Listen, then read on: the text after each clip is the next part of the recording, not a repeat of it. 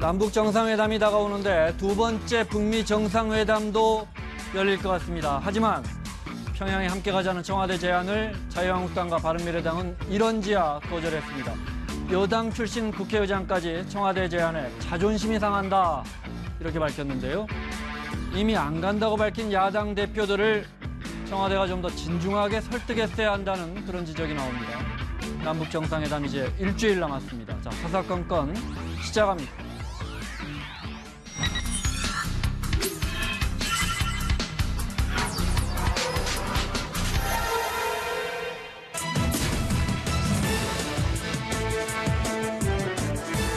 출산 장려금 2천만 원을 지급하고 성년에 이르기까지 국가가 1억 원의 지원금을 지급할 수 있도록. 출산 주도 성장이란 말에 담긴 맑은 발상과 인식부터 바꾸시길 바랍니다. 출산 주도 성장이라는 용어를 쓴 것은 적절하지 않습니다.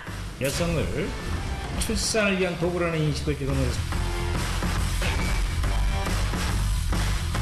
자유한국당 출산 장려금과 연간 지원 수단을 통해서 저출산 문제에 획기적으로 대처해 가겠다는 말씀입니다.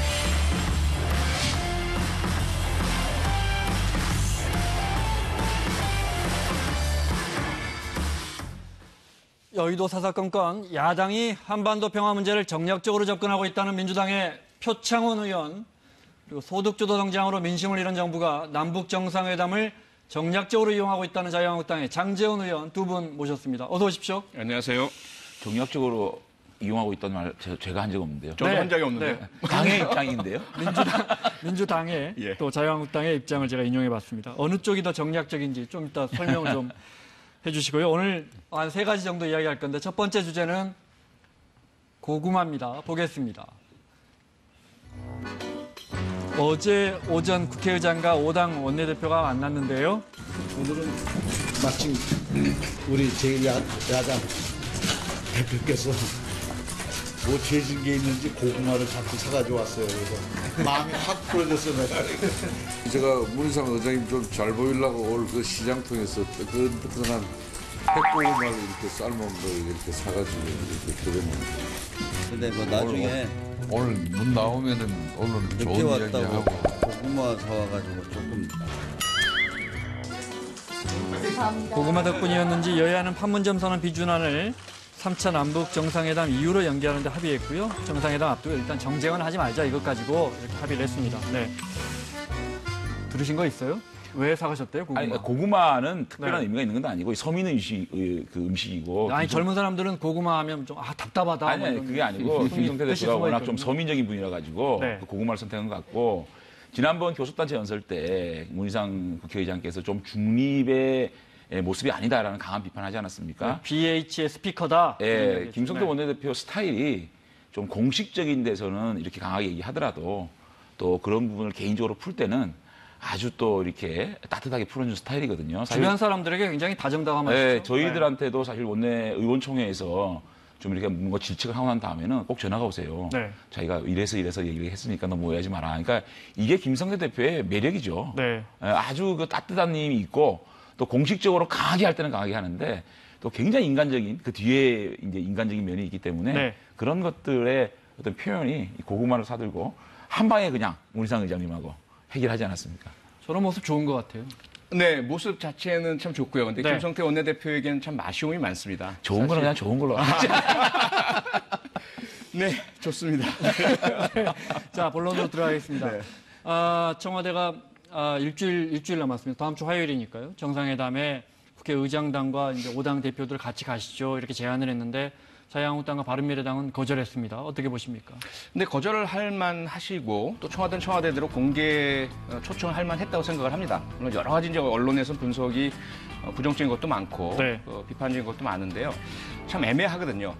만약에 이제 자유한국당이나 바른미래당에서 같이 갑시다라고 할 경우에 이건 만약에 정상회담이 잘 안 풀릴 경우에는 책임을 같이 동반으로 지셔야 되고 네. 그다음에 청와대 측으로서도 야당들에게 초청을 하지 않은 상태에서 또 그냥 다녀오면 지난번 4.27 남북 정상회담 때도 왜 야당한테는 평양냉면 맛도 안 보여주느냐 네. 이런 비판이 있었던 것처럼 청와대 혼자서 다 하느냐 이런 비판 당연히 있게 되거든요. 그래서 비록 같이 가는 그런 함께하는 모양새는 아니지만 야당은 야당대로 보수로서의 견제 의사를 표시해 주시고 청와대는 청와대대로 우리 함께 다 같이 한번 남북 문제 풀어봅시다. 이런 의사로 잘 마무리되는 것 같습니다. 네. 아니, 그러니까 표 의원님 이야기하신 것처럼 그때 갔을 때는 청와대가 정부가 다 하느냐, 국회는 뭐냐 이런 지적이 있었는데. 아니, 책임 안 책임 이걸 떠나서 저희들도 책임을 져야죠. 남북 평화 문제인데 네. 책임질 거는 저희 야당도 함께 책임지겠다는 생각을 하는데 우선적으로 방식 자체가 점점 납득이 안 돼요. 사실은 지난번에 대통령하고 원내대표단하고 이 오찬을 했을 때 그런 초청 의사가 있었지 않았습니까? 근데 김성태 원내대표가 와서 지금은 좀 시기상조다라는 분명한 입장을 얘기를 했으면 정말 진심으로 이 국회의장단하고 당 대표단을 좀 같이 함께 가고 싶으면 비서실장이라든지 이런 분이 오셔가지고 이렇게 와주시면 정말 남북평화에 도움이 되겠습니다라는 진정성을 가지고 대화를 나누고 해야 되는데 그냥 국회의장한테 전화 한 통해서 좀 도와주십시오 하고 난 다음에 바로 언론에 공개해버리고 하는 거는 지난번에 협치내각 할 때도 마찬가지였지 않습니까? 정말 협치내각 속에서 장관을 좀 영입하고 싶으면 당에 와서 미리 얘기를 하고 해야 되는데 그런 절차 자체가 전혀 생략된 채로 그렇게 일방적으로 언론 플레이를 해버리니까 아 이거는 도대체 네. 진정성이 있는 거야? 이렇게 볼 수밖에 없는 거 아니겠습니까? 알겠습니다. 표 의원님 반론은 요 당사자분들의 이야기 또 오늘 수보회에서 문재인 대통령의 이야기까지 들어보고 듣겠습니다. 정당 대표들이 그렇게 갈 이유가 있는가? 지금 이 뭐 여러 가지 복잡한 사안들이 지금 걸려 있는데. 저는 못 가겠습니다라고 전화를 드렸습니다. 그런데 임종석 실장이 국회의장단과 당 대표들을 초청을 한다는 TV 기자회견이 나오는 거예요. 상당히 놀랐습니다. 속으로 사실 조금 언짢았습니다. 북미 대화의 교착도 풀어야 합니다. 그러기 위해선 강력한 국제적인 지지와 함께 국내에서도 초당적인 뒷받침이 필요합니다. 이처럼 중차대한 민족사적 대의 앞에서 제발 당리당략을 거두어 주시기 바랍니다. 기본적으로 지금 야권의 대표들은 안 간다고 다 하고 기사화도 다 됐는데 청와대는 모르는 척 갑자기 비서실장이 이렇게 자 초대합니다 하는 것 자체가 말이 되느냐 이런 지적이에요.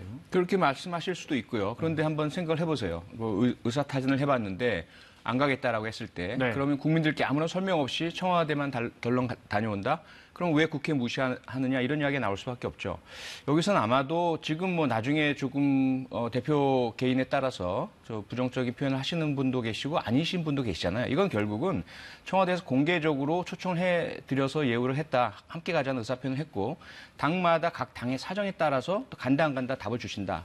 좀 평화당이나 정의당은 같이 가잖아요. 네. 그런 부분들을 배려할 수밖에 없는 거죠. 그래서 이 부분은 조금 국민 여러분께서 다소의 어떤 다른 소리가 나온다 하더라도 당 간의 어떤 성향에 따른 차이 그리고 남북 정상회담을 바라보는 시각차 청와대는 청와대대로 단결된 힘으로 국제사회에서도 한반도에선 대한민국은 전부 함께 남북 평화를 풀어내려고 노력하는구나 이런 모습을 보이고 싶어하는 의지 이런 것들이 다 뒤섞인 것이라고 봐주시면 좋을 것 같습니다. 이런 건 어떻습니까? 손학규 대표가 이런 말 마지막에 이제 좀 언짢다 속마음을 솔직하게 말씀하셨는데 언짢은 건 언짢은 거지만 한반도 평화를 위해서 자유한국당이나 바른미래당은 이번에 평양 같이 간다.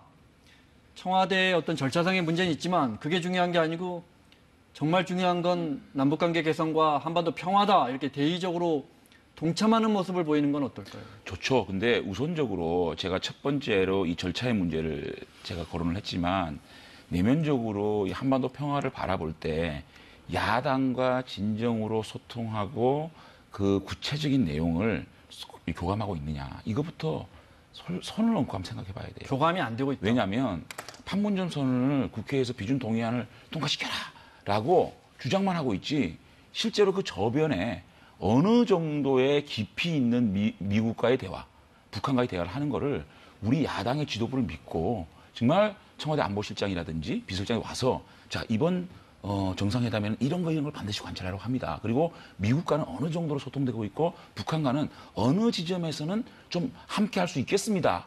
야당이 이런 거 좀 도와주십시오. 이런 좀 깊은 교감이 필요한데 사실상 지금 어떤 그 정보 차원에서 어떻게 진행되고 있냐를 완전히 꽉 잠궈버리고 야당에게는 무조건 협조하라. 그리고 함께 가자. 이렇게 보여주기 식으로 함께 가자라고 얘기를 하고 있거든요. 저는 오히려 진정으로 손을 내밀고 싶으면 같이 가자. 같이 가는 거는 저희들이 오히려 같이 가서 돕겠습니다라고 나올 수 있을 정도로 지도부의 그 보안 이런 것들을 믿고 깊은 교감을 해주면 좋겠다. 그것이 진정한 판문점 선언을 비준 동의안을 통과시키고 또 함께 평화를 만들어가는 청와대 자세가 아닌가. 저는 솔직히 그렇게 생각합니다. 정답이죠. 모범 답안이고 네. 저희가 네. 야당 때 똑같은 걸 느꼈어요. 네. 그리고 이번에 신정부 들어서서 아시겠지만 홍준표 당대표 계실 때 초청해도 안 오시고 한번 여야 협치 해보잖아요.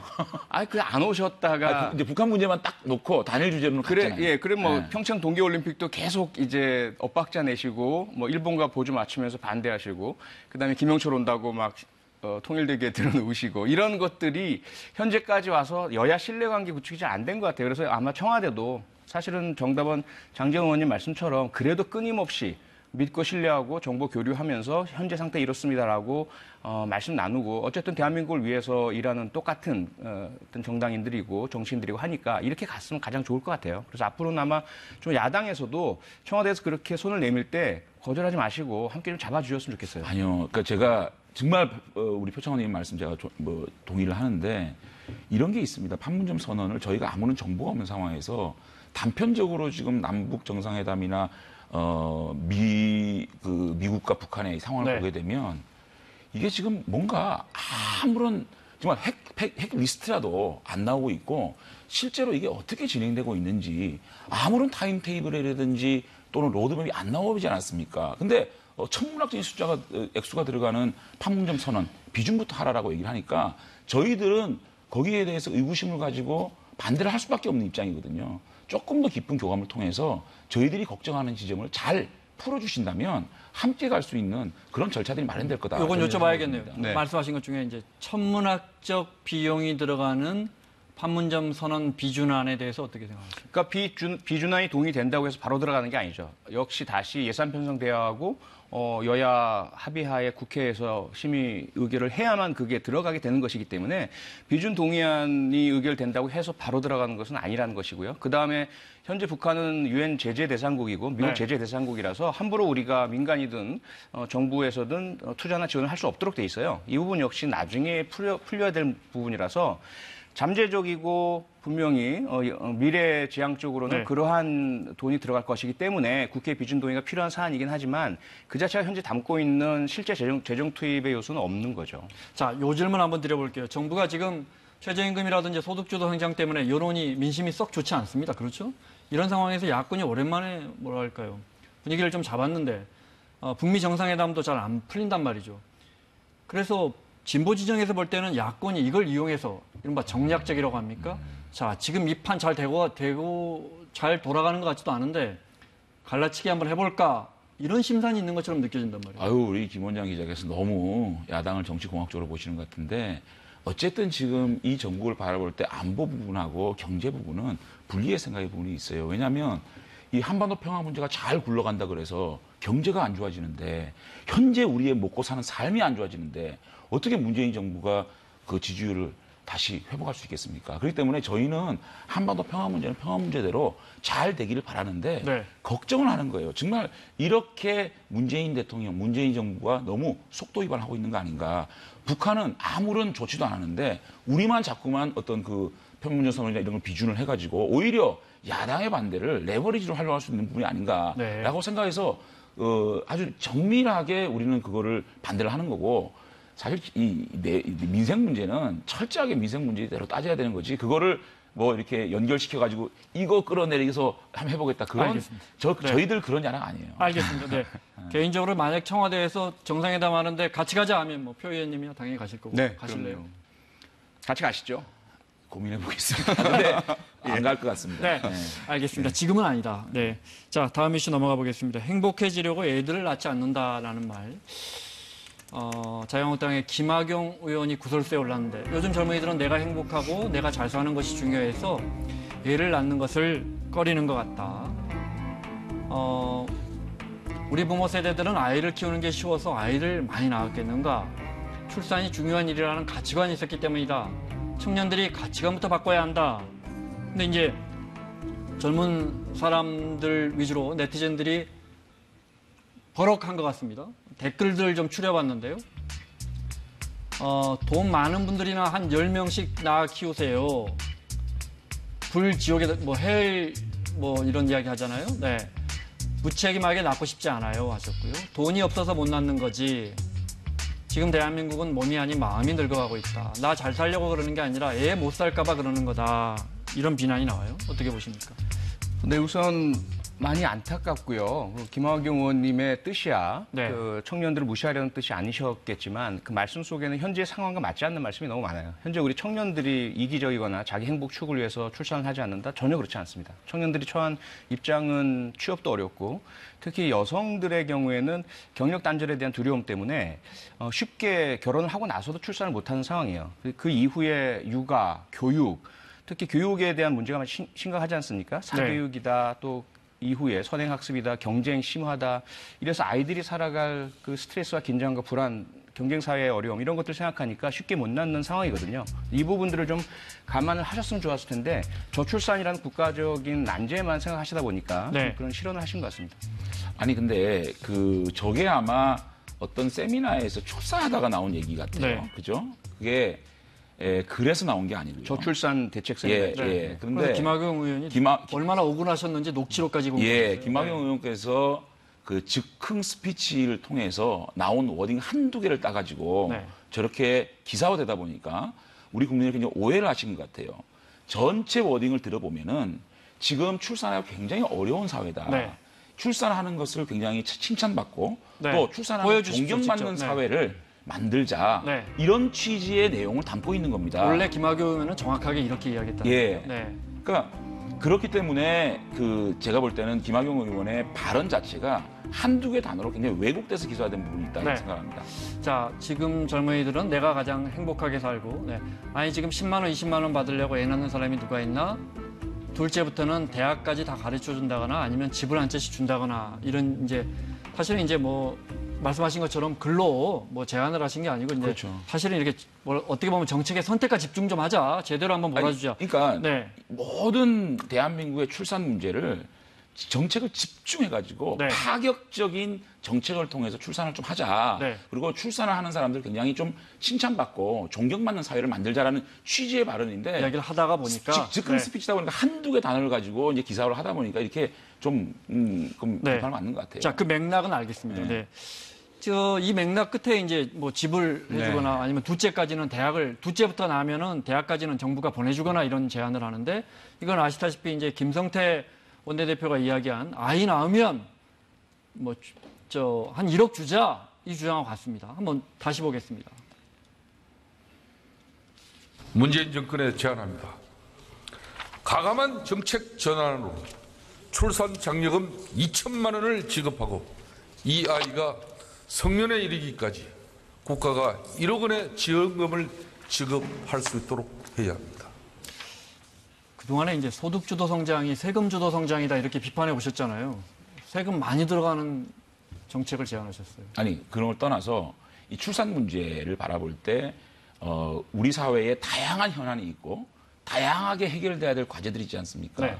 그것 중에 가장 중요한 현안 과제를 출산으로 놓고 보자. 그러니까 저희들이 출산 주도 성장 이러니까 출산을 이렇게 막 하라는 거냐 이렇게 폄하할 게 아니고 출산이라는 가치를 대한민국의 가장 중요한 핵심 해결 과제로 놓고 출산을 중심으로 생각해 보자. 그래서 재수당들, 아동수당 모든 정책적 수단들을 한꺼번에 모아서 출산을 장려할 수 있는 예산 정책을 지원하자는 얘기고요.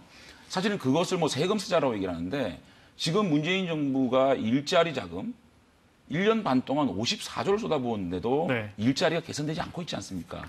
그런 것들은 그러니까 그러니까 정책이라는 하나의 툴이잖아요.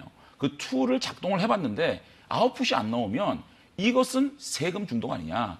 안 되는 거를 더 세금을 더 넣자. 이런 것들은 정말 잘못된 거고 그렇기 때문에 우리가 출산 부분은 또 다른 어떤 장에서 우리가 집중적으로 지원해서 출산을 좀 장려해보자. 이런 뜻인데 출산주도 성장이 뭐 굉장히 나쁘다는 식으로 막 프레임을 갖다 붙이니까 저는 그거는 좀 납득할 수가 없어요. 우선은 그 출산의 대상으로 지목된 여성분들의 반응이 격앙이죠. 왜냐하면 일단 그 말 속에 들어가 있는 말이 여성분들을 걸어다니는 출산 기계나 공장으로 보는 듯한 뉘앙스가 강하고요. 또 하나는 만약에 정말 진정성 있게 출산에 대한 장려를 하고 싶었다면 아동수당 신설을 왜 반대했으며 그리고 100% 주자는 걸 왜 반대해서 지금 10%를 깎기 위한 행정비용 엄청나게 많이 들고 지금 지자체 공무원들 엄청 고생하고 있거든요. 그리고 그 대상이 되는 부모들은 또 가슴이 아픈 거예요. 왜 우리는 제외되느냐?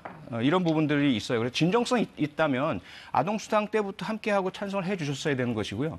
그리고 지금 뭐 세금 주도, 뭐 세금 중독 뭐 이렇게 이야기를 하시는데 사실 일자리에 들어가는 돈이 바로 그 뒤에 효과가 나는 것은 아닙니다. 물을 붓는다고 나무가 바로 자라고 열매가 생기나요? 그런 부분들은 이해해 주셔야 되고 지금 특히 자영업자분들이 고통이 많으세요.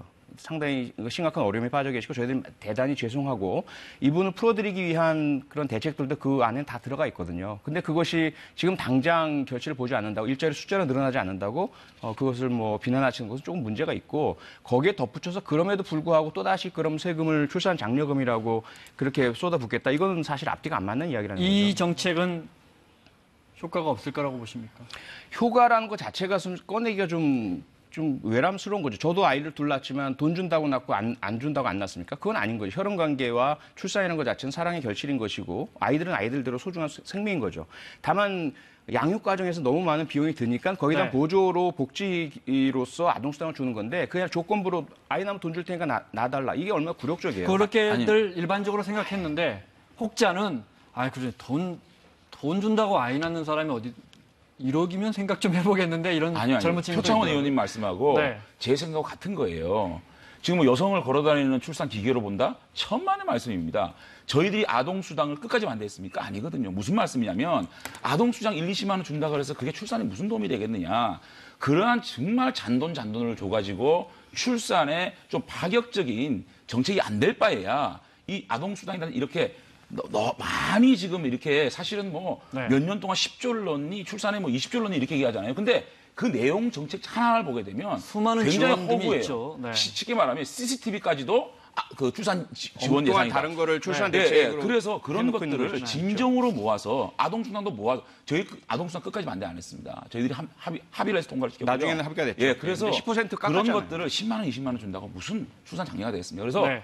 아주 포괄적으로 한꺼번에 모아서 정말 출산을 해서 어려움을 겪는 우리 주부들, 어머니들한테 실질적인 가계에 도움이 되고 아이들을 양육하고 교육시키는데 도움이 될 수 있는 그런 집중해서 정책을 만들자는 만약에 거예요. 하면 소득 어떻게 이게 걸어다니는 뭐 출산 기계라 그런 거는 너무 자극적인 발언이에요. 만약에- 저희들도 나름대로 네. 이 출산 문제를 심각하게 고려해야 되고 이 일자리만큼 출산이 중요하기 때문에 거기에도 많은 예산을 지원해야 된다. 그런 뜻을 말씀드리는 만약에 거죠. 이조될 정책을 도입한다면 장 의원님 개인적인 생각으로는 소득 제한을 둬야 한다고 보십니까? 아니면은 아니 일괄적으로 아이를 낳으면 다 지급해야 정책의 한다고 디테일에 대해서 저한테 물어보면 네. 아직까지 제가 개인적인 말씀드릴 수가 생각을 없고요. 여쭤보고. 네. 어쨌든 저는 출산 문제에 있을 만큼은 굉장히 파격적인 그러니까 예를 들면 주거 문제, 네. 교육 문제, 포괄적으로 이런 혜택을 받는구나라고 우리 국민들에게 정책적으로 말씀드릴 필요가 있어요. 너무 지금 산만하게 출산 대책이 흩어져 있거든요. 이걸 네. 집중적으로 모으자. 이게 뭘 그렇게 그 말씀은 전적으로 동의해요. 네. 무엇보다도 지금 그 가정 그리고 여성분들이 느끼고 계신 출산의 부담, 출산 이후의 양육에 있어 어려움 이 부분에 대해서 하나하나 다 제대로 보완해드리고 고쳐드리고 지원해드려야 되는데 현재 다양한 많은 것들이 저출산 대책이라고 이름 붙여서 나가 있는 건 많아요. 다만 네. 그렇다고 해서 우리가 지금 너무 사실 김성태 원내대표님 아까 제가 섭섭하다 말씀드렸잖아요. 그게 원내대표 정당 대표 연설에서 그걸 출산주도 성장이라는 자극적 용어에다가 이렇게 집합시키고 갑자기 많은 돈을 한꺼번에 준다고 하시니까 이제까지의 방식과 많이 다르고 좀 전에 이제 김원장 기자님이 질문 주시려고 하셨지만 선별적 선택적 복지를 계속 말씀하시거든요. 있는 사람은 줄 필요 없다. 그럼 이 부분 역시 그러면 한꺼번에 다 줄 수 없는 상황이 되어버리고 그럼 다시 또 두 자녀 세 자녀 중에 부모의 소득은 어떻고 이걸 또 나눠야 되는 문제가 또 생깁니다. 저기 일자리 문제도 간단하게, 지금 네. 투자를 했는데 9% 좀 기다려야 된다. 동의합니다. 다만 올해에 일자리 예산으로 책정된데 집행이 많이 안 된 부분이지 않습니까? 네. 그런 것들을 그대로 다음 해 예산에 반영하겠다는 건 좀 무리거든요. 그런 것들을 좀 쏙가내서 일자리에 사실은 아웃풋이라는 게 시간이 많이 걸린다 그러면 네. 무조건 3조, 뭐 몇십 조를 투자해야 된다라고 보여주기식보다는 내부적으로 잘 검증해서 걷어내서 뭐 다른 방향에 좀 더 쓸 수 있는 네. 게 있으면 쓰자. 네. 이게 얼마나 좋은 제안입니까? 알겠습니다. 김성대 대표가 좋은 제안 한 거죠. 지금 너무 미화시키시는 것 같아요. 내일 저희가 김성태 원내대표 모셨습니다. 예. 네. 자, 다른 주제 하나만 더 여쭤볼게요. 민주당 신창현 의원을 자유한국당이 고발했습니다. 최근에 신 의원이 그때는 이제 국토교통이었죠. 거기서 이제 정부가 새 아파트, 공공 아파트를 개발하려면 주변에 공공택지를 공급해야 되는데 그 땅에 지을 거 아닙니까? 그런데 여기 개발합니다라고 후보지를 공개해 버렸어요. 이 부분 어떻게 보십니까? 우선 신창현 의원도 그 공개적인 사과 표명을 했고 국토에서 특히 이전 사보임이 됐고요. 네. 또 저희 당에서도 상당히 유감을 표명을 했고 그 국토교통위를 이제 나왔죠. 나왔고요. 다만 이제 신창현 의원님도 대단히 억울하신 면이 많은 것 같아요. 네. 그러니까 어떤 화면은 지금 민경욱 의원이 고발 기자회견하는 화면입니다. 네. 그 개발 예정지의 비밀 정보, 대외비 정보를 공개한 것은 아니거든요. 논의 중인 회의 석상에서 나온 자료를 공무원이 이렇게 참고 삼아서 이렇게 보내준 것 같아요. 카톡 사진 형태로. 네. 이게 뭐냐라고 LH에다 이제 문의를 한 거죠. 그랬더니 사실 이 내용이 이런 겁니다라고 보내온 자료예요. 여기에 뭐 대외비 공개하지 말아라 이런 게 전혀 없었거든요. 네. 그런데 상식적으로 이걸 공개한다는 그러니까 그 문제는 뭐냐면 네. 그 내용 중에 있는 것 중에 지명 이런 건 다 지웠고요. 네.